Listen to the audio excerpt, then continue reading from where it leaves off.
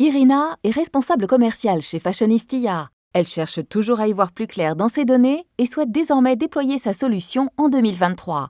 Elle dispose de données stratégiques, avec notamment la composition des textiles de demain, mais également de données personnelles de ses clients, fournisseurs et collaborateurs. Elle cherche une solution pour héberger sa future application et en discute avec Ali. Ali est Data Privacy Officer, DPO, chargé de la protection des données personnelles et de l'application du RGPD. Ali sait que la maîtrise des données garantit la souveraineté de Fashionista. Il veille notamment aux solutions d'hébergement qui peuvent exposer l'entreprise à des risques d'espionnage industriel, de propriété intellectuelle ou de secret des affaires.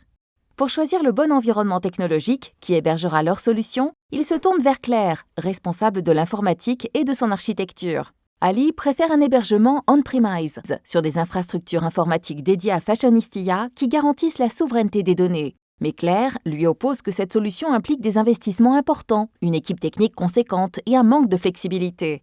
En plus, avec ces technologies moins modernes et moins efficaces, il est compliqué pour Fashionista d'attirer des talents. Claire propose alors d'utiliser un fournisseur cloud pour une plus grande flexibilité. Deux options s'offrent à eux. Passer par un leader du marché, bien souvent américain, pour bénéficier des technologies standards les plus avancées. Cela permet de rationaliser les coûts et d'arbitrer sur les compétences devant être internalisées ou externalisées.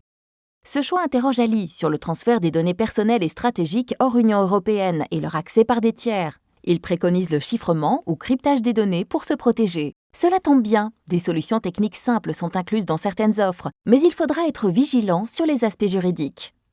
La deuxième option porterait sur un acteur souverain local ou avec des infrastructures localisées en Europe. Elle permet de s'inscrire dans les contraintes RGPD et d'éviter les problématiques d'accès aux données critiques par des agences extérieures. Cette solution soutient également l'économie locale. Elle reste cependant restreinte technologiquement et son utilisation est moins répandue. Irina et le comité de direction ont maintenant toutes les clés pour choisir la solution la plus adaptée à leur usage. Et s'ils n'y arrivent pas, il y a la Cité de l'IA.